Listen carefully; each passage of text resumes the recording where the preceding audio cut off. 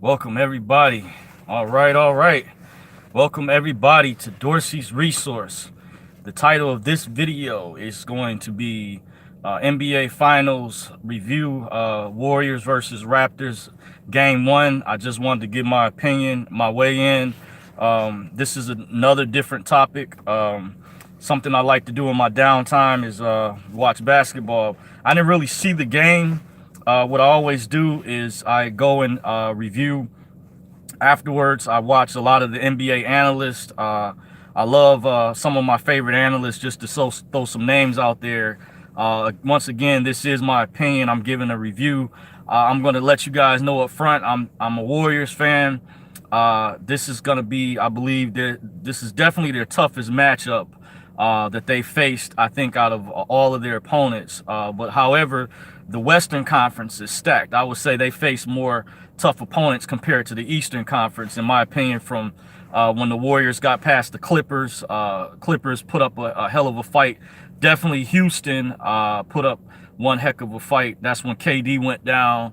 And no doubt Portland, even with Nurkic going down with Dame Lillard, they still put up a hell of a fight. But I wanted to go over, my review. This is just a weigh in. Once again, NBA Finals review, my opinion. I noticed that I guess the Warriors, they started Jordan Bell. I think, in my opinion, they shouldn't have started Jordan Bell. He should have came off the bench. In my opinion, if I was part of the coaching staff for Golden State, what I would have done, I would have had Jordan Bell come off the bench, just like Looney. One of the smart decisions, some analysts thought they were going to start Looney, but I wouldn't have started Kevin Looney, in my opinion, because what you want to do against Toronto with their length and their athleticism is, I would try to focus on, I know you can't you can't stop Kawhi, but I will work on trying to slow Kawhi down. And Siakam is like another benefit. I've been following both teams for a while throughout the season. Toronto actually just edged out the Warriors with the towards the end of the season as far as having the best record. They were like neck and neck. I think at one time they were pretty even, and then they fell back some because they were managing the injuries towards the end of the season. But like I say, I give more credit to the Warriors. I know they don't make any excuses, but the Western Conference was heavily stacked this year. This is one of the first years where the Eastern Conference in a very long time has been more competitive.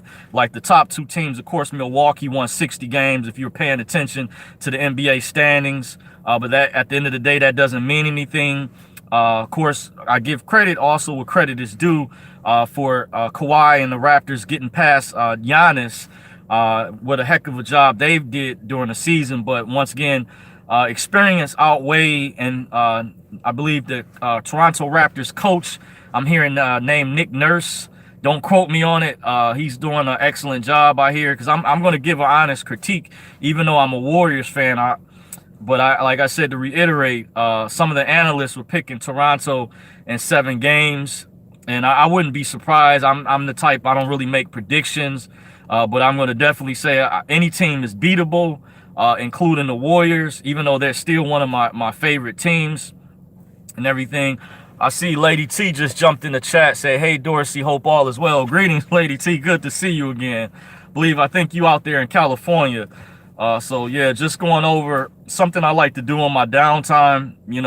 I can't have my mind on all that other stuff I talk about in my other videos. So I just wanted to show you guys my versatility, but this is something I like to watch, NBA basketball. Said Bay Area forever. Okay, that's what's up, Lady T. Okay, you a Warriors fan. That's what's up. And even though I'm going to say I'm originally from Cleveland, Ohio, my father years ago moved us up to Detroit. And a lot of my relatives were, of course, upset. I think when Golden State played Cleveland some years ago, I was actually pulling for the Warriors. They didn't know this at first. It's not to say that I still wouldn't rock a Cleveland jersey. I still have hometown love. But I'm in Detroit now, and I pulled for the Pistons years ago. So, different years, your home city isn't going to always be in the playoffs or going to make the finals or whatever. So I'm a fan of the sport of basketball. So years ago, I just wanted to, for those out there who are genuine basketball fans, years ago, for example, I was in Orlando, Florida. I used to be part of a rap group, and my roommate, at the time. I had a couple roommates, and we used to discuss basketball. And back then, we talked about different teams. And I remember that Warriors team that had Baron Davis and Steven Jackson. That was pretty hot. And I've been following the Warriors going back all the way to the days of Chris Mullin and Latrell Sprewell. So that's going old schools. You know, I'm kind of from the old school to the new school. So I'm not faking the funk or nothing. I'm kind of the same way when it comes to football. I love NCAA football more so than NFL, but I don't want to get too far off track, just to give you guys an idea, because I had some haters out there try to accuse me of being a wagon hopper, but it's mighty funny that LeBron left Cleveland to go all the way to LA. You know what I'm saying? These were the same people calling me a wagon hopper, but some of them are pulling for Toronto because they hate Golden State so much. They just want to see him lose. See, I'm not, you know, like that. I'm a fan of the sport. Back in the mid 90s, I pulled for Houston when they went against New York. I remember that Houston squad, just to give you guys an example, for those out there that want to accuse me of being a wagon hopper. I'm a fan of the sport of basketball. I'm a fan of the sport of players. From going back in the day with Jordan, I respect LeBron's game. Going back in the mid 90s, I remember that Houston team that had rookie Sam Cassell. I remember that first year they had Otis Thorpe, Akeem Olajuwon, Vernon Maxwell from the deep range, Mario Elie. So I was also a Houston fan as well. So it's just, I love the Warriors style of play since I've been following the Warriors heavily. And I would always look at the standings from different various teams, and I decide my favorites once they get in the playoffs going to the finals. So when Golden State won back in 2015, credit to them, they won a lot of games and they weren't getting the respect that they were getting, because people were trying to make excuses saying, oh, Kyrie got hurt, this, that, and the other. But this year, you know, I know the Warriors, they don't make no excuse, but you got KD hurt. I think in his first game, it would definitely be a big difference if KD played.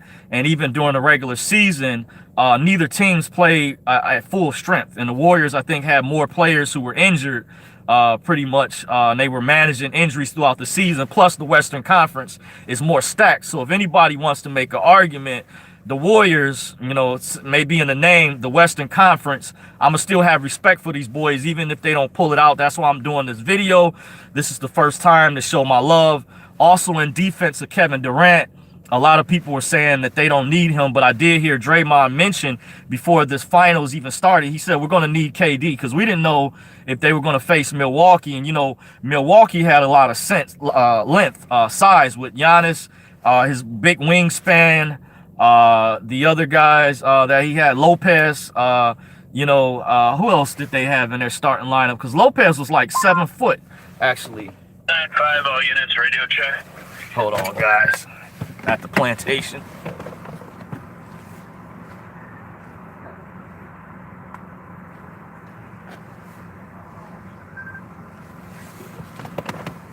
That's a good copy, radio check complete. 0100. Okay, I'm back, guys. But yeah, like I said, to reiterate, kind of going over Warriors, they finally know who they're playing. Of course, game one was action-packed from what it appeared. I saw a little bit of the highlights. I'm going to check out some more in-depth tomorrow, which is Friday morning. Every time I get off, I love to see one of my favorite NBA analysts, a couple. I have Chris Bouchard, Tim Legler. I love to see when Tim Legler breaks down the actual screens, the sets. I know that Jalen Rose, who's from Detroit, picked Toronto in 7 games because, of course, they have the home court advantage.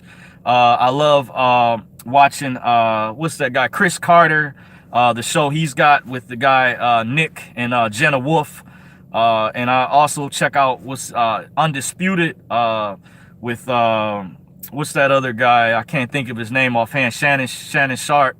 And the other guy, and sometimes they have Chris Bouchard in as a guest. And I watch Colin Hurd. I love a lot of his critique that he has as well, just to let you guys know. And then some of the other analysts out there, Steve Smith with like NBA TV, some of the other ones, whenever I get a chance. Mike Wilburn, I love his breakdown. Stephen A. Smith, of course. So I'm a big basketball fan. This is my favorite sport, one of my favorite sports, I'm going to say, other than gymnastics.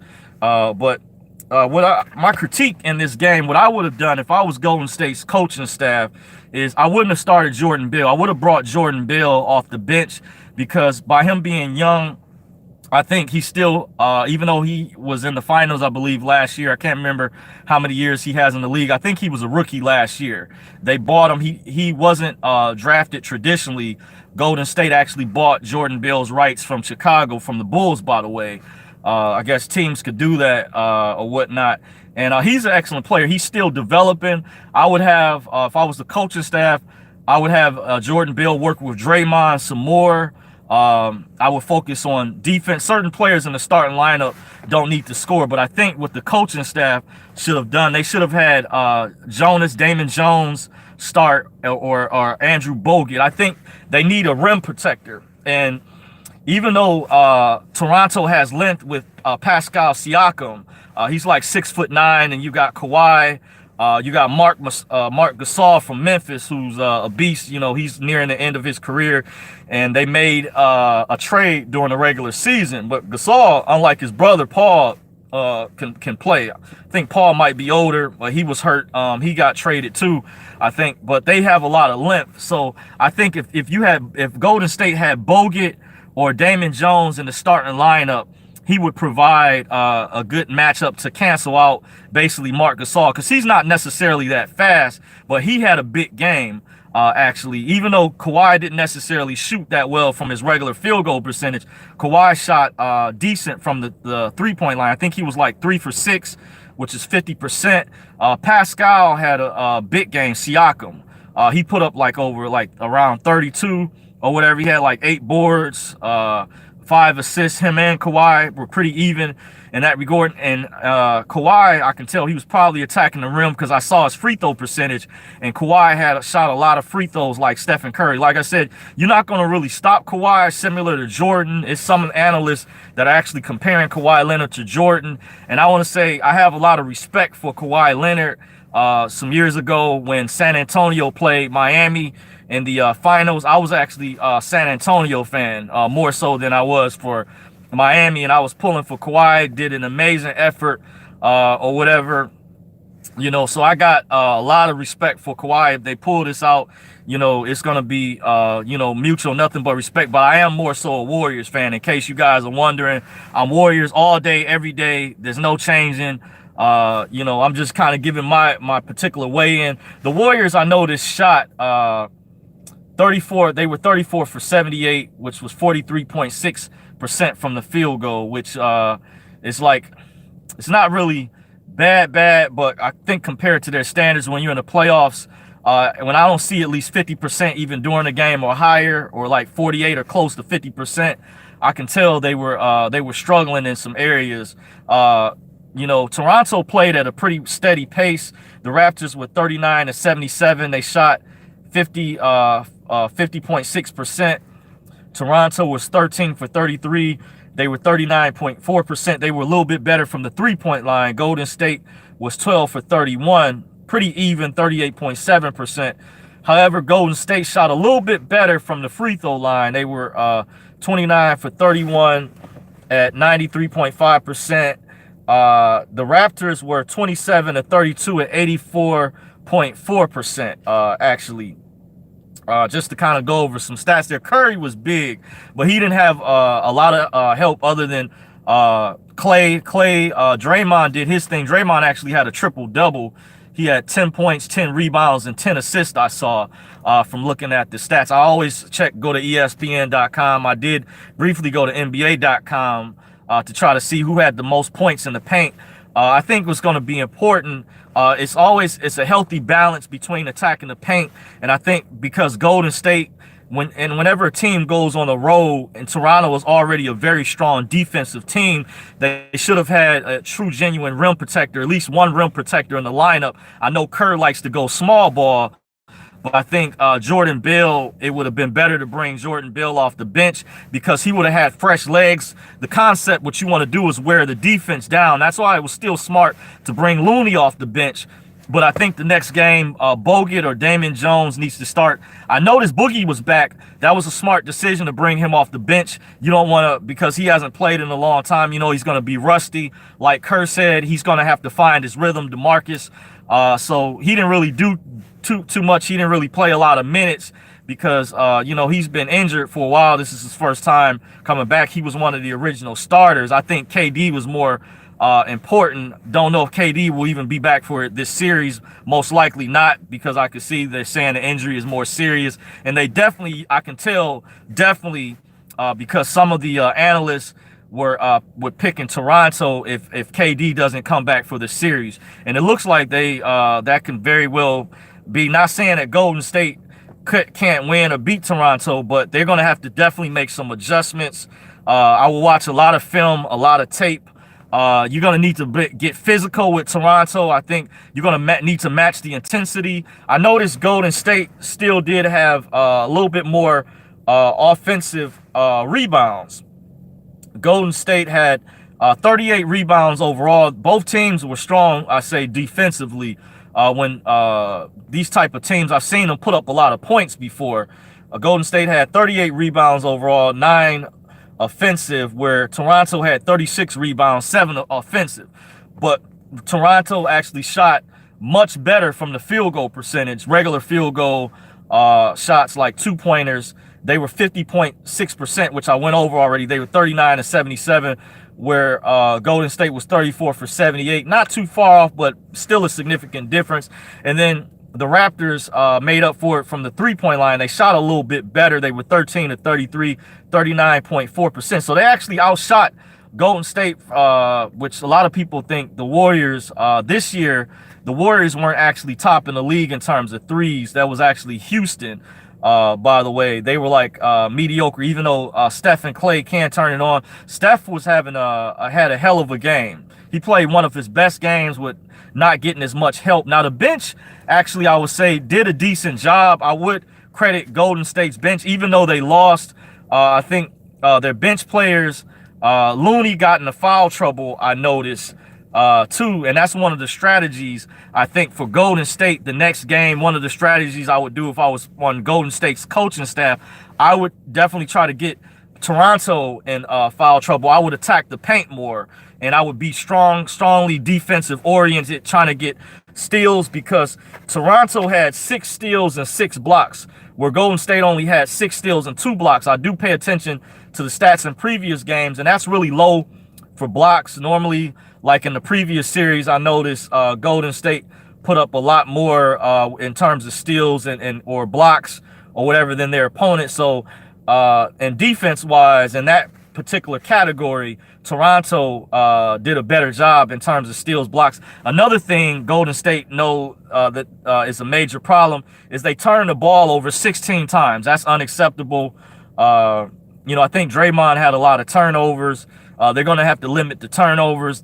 You know, I know it's hard when you're on the road. That's why I say it's better to focus on defense, because the crowd is involved. So it's a lot harder for you to maybe focus, to concentrate, because you're not at home. You're not feeling that that energy. So I think it's a little bit more important if you're a visiting team to focus on the defense, because defense creates an offense. And if Golden State had a rim protector in the lineup, like I think true rim protector, such as Bogut or Damon Jones, it would at least help the offense to spread the floor, lob passes, what they're good at. What I would do if I was the Warriors, and one of the things that they're good at, especially coming back, I saw how strong they were in the fourth quarter, but Toronto kept their foot on the gas, a steady pace, controlling the pace throughout the game. One of the things the Warriors should have done, in my opinion, but much credit to them. They played a tough game. So what I would do in terms of making adjustments is I would wear Toronto down. I would look at bringing like Jordan Beal off the bench, guys with fresh legs. If looks like Iguodala, he was 0 for 4 from the three-point line. He had some assists in the starting lineup. That's still important. I didn't look at his, I can't remember his defensive stats offhand or his rebounds, but I did see he had like 7 assists. So he knows how the assists are important. Golden State, I did see had a little bit more assists than Toronto, and I can tell even without watching the game from following the Warriors throughout the season, that's their bread and butter. What I love about the Warriors, and me personally, their basketball IQ is high, and they can move the ball well. So I can tell they have a lot more assists. I think they're like #1 in the league in terms of assists. If you go to ESPN.com, you check their stats. Golden State, I believe, don't quote me on it. You guys, do your homework, but they're like #1 in assists. But however, Toronto is high with holding teams. I think they were like top in the league in terms of defense, holding teams to a certain amount of points. So Golden State, you're dealing with a more offensive team, where Toronto's a more defensive team. We have Money Boy in the building, fam. What up, Money Boy? I know you are in Cali out there. I believe you're a Warriors fan too. That's what's up. Thank you for joining. To my California people out there, a big shout out all the way here in Michigan. So, I love the Warriors, been following, Steph and Clay for a long time. To prove this to you guys, I love the job that general manager Bob Myers is doing. Joey Lacob, the owner, Coach Kerr, they got a wonderful staff. I think where the problem that was going on with the Lakers is they got issues with their ownership, but the management in between was really messed up. They kind of had a meltdown. I think it was a bad decision to fire Magic. It was really horrible to see that take place, but I think that's a whole nother discussion. They're going to try to get things together down the line. I heard Kobe took a shot at the Warriors, and that was definitely a shot. Money Boy says I was born in Oakland. Okay, that's what's up, Money Boy. That's what's up. I hear actually when the Warriors first won it or went back to back, they were actually comparing Oakland to Detroit, saying there are similarities. Like, I follow the rap, the hip hop. For example, E40, I know he's a Warriors fan. He did a song with a rap artist from Detroit, local artist Big Sean. I like that song too a while ago, by the way. There's some other people in Cali, and that's where a lot of music artists record. Drake even has ties to Oakland, even though he's a Raptors fan. By the way, but yeah, big shout out to Oakland. I've never been out there, but I hear the similarities. I believe I saw it when they were interviewing different famous people. MC Hammer is a Warriors fan. Too Short.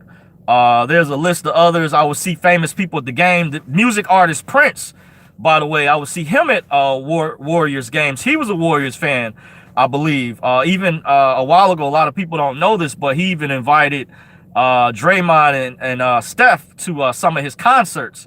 By the way, the music artist, rest in peace, Prince, was at the Warriors game. So we had, artists on both sides, and even Nipsey Hussle, a lot of people don't know, even though Nipsey was more of an LA guy, by the way, but he had a video on YouTube, I noticed, where he was hanging with Steph Curry. I forget what it was called or whatnot, but he's been at Warriors games out there that way. It's California love, love for the state, basically. Like Tupac had a song about, still love at the end of the day, because some states have several teams, so it's still representing.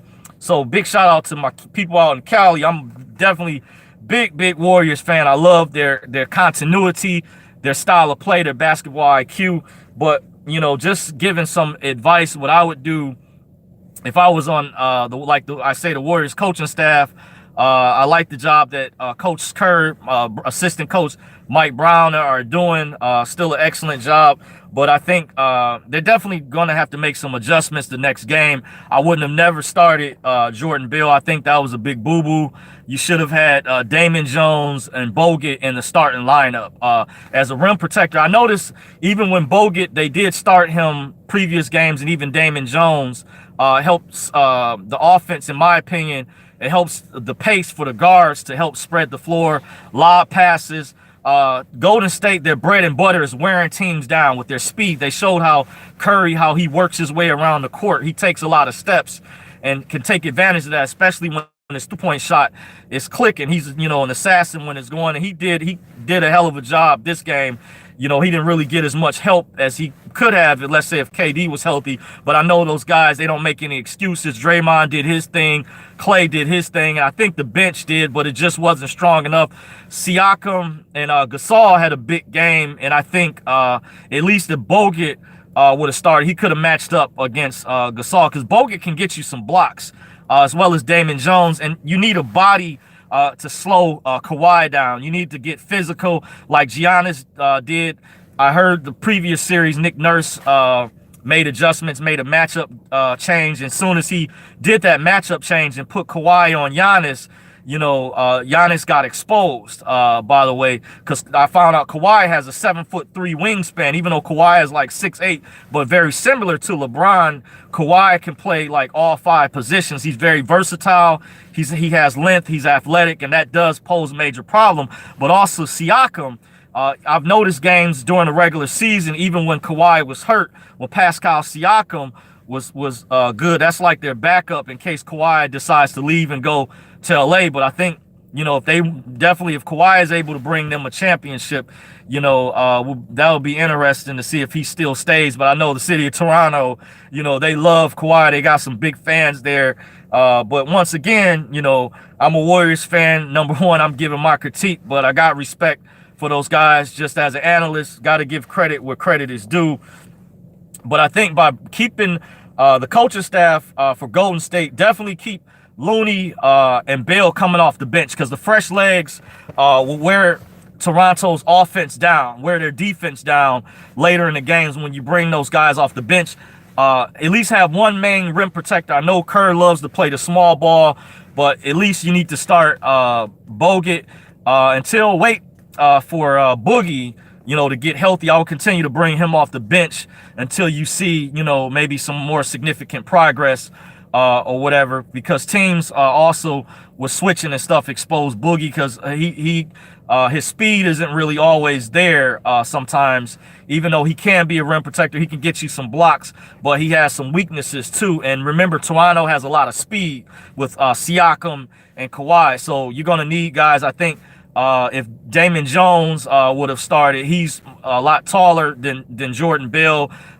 He would have definitely created some problems, maybe at least for Kawhi, possibly Siakam. And he has more speed. And I think in terms of Bogut, it would have evened out with Marc Gasol. And then Iguodala, if he gets hurt, he seemed like he was still rusty. Remember Iguodala, the previous series, he got a lot of rest. They had a lot of time off. Sometimes having too much time off is bad for you. Even though Iguodala understands the offense, has defense, got a lot of assists, but he didn't shoot that well from the three-point line. But that's going to happen. You're going to have games where he's off and on, but he did help move the ball well. But if he has issues, then you want to bring what's that guy, McKinney, back in the lineup. I saw how McKinney made his way into the rotation, going back, I believe, to the D-League. It's kind of like the tryouts earlier in the season, I believe. Yeah, McKinney. Then there's another guy, not that rookie, Evans. I can't think of the other guy, his name offhand, but McKinney was big in the previous series, by the way. So definitely, and he's like 6'8" too, by the way. So he has some length. So in case Iguodala, it seems like his Achilles or ankle is still bad or whatever. Notice he only had played 29 minutes. I did look at his minutes. I know they're trying to limit his minutes. He is up there in age. So if you're going to make a start, I think McKinney, the previous series when Iguodala got hurt, I think that was a smart move for the coaching staff, was to when that particular series, when they started McKinney in the starting lineup, I believe. And Jerebko did his thing coming off the bench. He hit a couple. I think he's better coming off the bench if you don't have to start Jerebko. But it's going to be important. I think Golden State, definitely the next game, it's going to be important. At least have the rim protector in the lineup. Bogut can get you blocks, even Damon Jones. You don't necessarily need those two to score for that. But however, it's an added bonus if they can score. I would also look at strategies with getting points in the paint, attacking rim, and getting Toronto into foul trouble, because that's one of the strategies that they knew that they were going to attack Golden State with. For example, Draymond and Looney. Draymond did a good job with trying to manage, trying to keep, notice he had 4 fouls for a while, but they got Looney at like 5 fouls pretty quick. So one of the strategies will help spread that out. If Golden State, their coaching staff, can get a rim protector in the starting lineup, preferably Damon Jones or Bogut, from what I explained earlier. Get physical with Toronto, but it's time to definitely lock in, guys. I'm pulling for you guys. Warriors all the way. I just wanted to get my way in. I'm your host, John Dorsey at Dorsey's Resource. If you want to follow me, you can follow me on Facebook at Dorsey's Resource. Of course, I'm obviously on YouTube at Dorsey's Resource, and I'm on Twitter at Dorsey's Resource. And don't forget to thumbs up, rate, comment, and subscribe.